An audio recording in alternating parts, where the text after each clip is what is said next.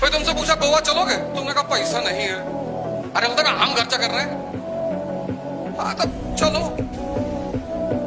अब तुम्हारे मन में क्या चल रहा है? पैसा इनका खर्चा होगा और तुम्हारा समय जा रहा है। समय, जो लोग समय और श्वास को कीमती नहीं मानते वो मजदूर होते हैं। इंसान को इंसान बने रहने के लिए कम से कम 2-3 ऐसे रिश्ते चाहिए होते हैं जहां वो पूरी तरह से सहज होकर रह सके, जहां उसको पर्दा न लगाना पड़े। हम सब दिन भर पर्दे लगाते रहते हैं, खुद को ढकने में लगे रहते हैं। जब भी किसी से बात करते हैं खुद को छिपाते ज्यादा हैं, सामने कम लाते हैं, क्योंकि समाज उसूल ऐसा होता है। कोई तो ऐसी जगह हो, कोई तो ऐसा इंसान हो जहां आपको पर्दे की जरूरत ना हो, आप खुल के अपने मन की बात हर बात कह सके। पार्वती जी को शंकर भगवान क्यों पर्दे में रखेंगे? क्यों क्यों घूंघट करेंगे कहने के लिए? त्रिशूल लिए आदमी डाल देगा उठाकर तुरंत। और फिर अगर कहीं नहीं डाल पाए तो उनकी दोस्ती है विष्णु से, तुरंत मैसेज डालेंगे कि भाई वो भस्मासुर तुम्हारी भाभी को परेशान कर रहा है। बोले आ रहे उड़ा दिया भस्मासुर को, लगाई मैगजीन नहीं, मारा ताता। लेकिन अब चूंकि सोशल मीडिया का दौर आ गया, अब हम लोग की वीडियोस वायरल होती। अब उसमें से जैसे कोई मैंने कह दिया कि बहुत अच्छा किया उसामा बिन लादेन ने, उतनी लाइन काट के बाहर भेज दी। लादेन की तारीफ कर रहा है, अब वो गांव में बैठा हुआ देख रहा है, बहुत बोल रहा है मास्टर। आपको क्या डरने की जरूरत है सर? आप क्यों सोचते हैं मेरी बेइज्जती होने दो सर, कि लोग मेरे ऊपर हंसेंगे। लोग सिर्फ मुर्दे पर नहीं हंसते, जो जिंदा है उस पर तो लोग हंसेंगे ही सर। अगर लोग आपके ऊपर हंस रहे हैं इसका मतलब आप जिंदा हैं। कि कितने भी दुख आए, कितने भी गम आए, कितनी ऊंचाई आए, कितनी भी नीचाई आए, आखिर में अच्छे लोग जरूर जीतते हैं। तुमको पता है बदनामी से मुझे डर नहीं लगता, मुझे बदनाम होने का शौक है।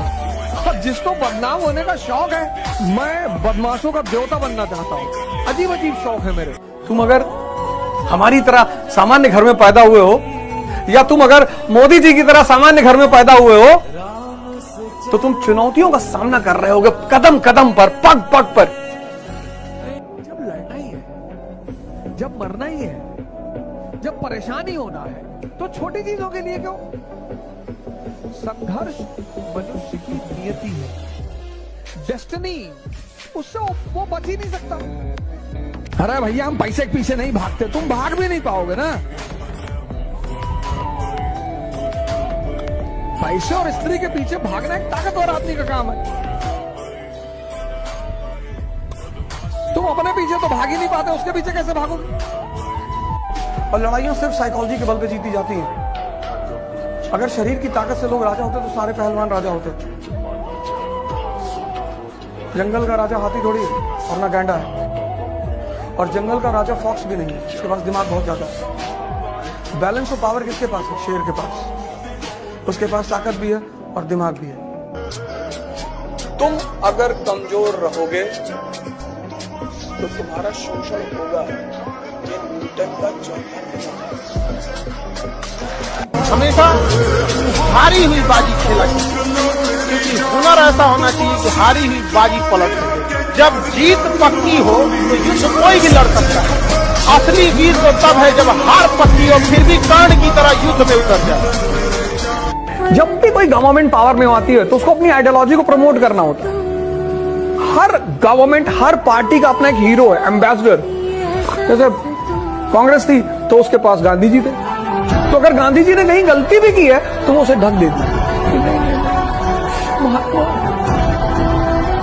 बीजेपी आ गई, उसके आइडियल चेंज हो गए। तुम बिना सोचे पढ़ सकते हो, तुम बिना सोचे पढ़ सकते हो, बिना सोचे लिख नहीं सकते। एक फॉर्मूला है 20 पेजेस पर डे, आप लिखिए।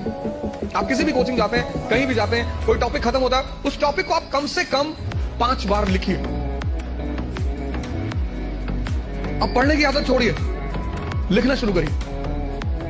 जितना आप लिखेंगे उतना सोचने की क्षमता या हजम करने की क्षमता डेवलप होगी। और 3 तरह के मन हैं, एक दुर्योधन की तरह, एक कृष्ण की तरह, एक अर्जुन की तरह। दुर्योधन की तरह उसको तो भगवान भी नहीं समझा सकते। उसको तो जाना ही है। अर्जुन का सबसे बड़ी क्वालिटी यह है कि वो एक अच्छे इंसान को अपना गुरु चुनता है। जिसको भी ये संस्कार पैदा हो गया कि गुरु कौन, किसी के कहने पे नहीं, वो भी महान बनेगा। कृष्ण तो परम अवतार है ही। मेरे कई सारे हिंदू मित्र हैं, बड़े सारे मुसलमान मित्र हैं, वो कभी कभी मुझसे बड़ा नाराज हो जाते हैं कि यार तुम हिंदुइज्म के खिलाफ तो कुछ नहीं कहते, तुम इस्लाम के खिलाफ तो कुछ नहीं कहते, लेकिन हिंदुओं और मुसलमानों को क्यों निशाना बनाते हो? उसकी एक वजह है, मैं बता देता हूं उसकी वजह क्या है। तो मैंने कहा इस सिखिज्म जो एक नया नया धर्म है, अभी जो उसकी मूलभूत बातें हैं वो जिंदा है। इसलिए सिख दुनिया के दूसरी रिचेस्ट कम्युनिटी है। अगर गलती से, पूरी लाइन सुनिएगा तब गाली दीजिएगा, अगर गलती से यह धर्म भी पूरी तरह से पुरोहितों के कंट्रोल में आ गया तो जो आज हाल बहुसंख्यक मुसलमानों का है और एक अच्छे खासे हिंदुओं का है, वही इनका भी होगा सर।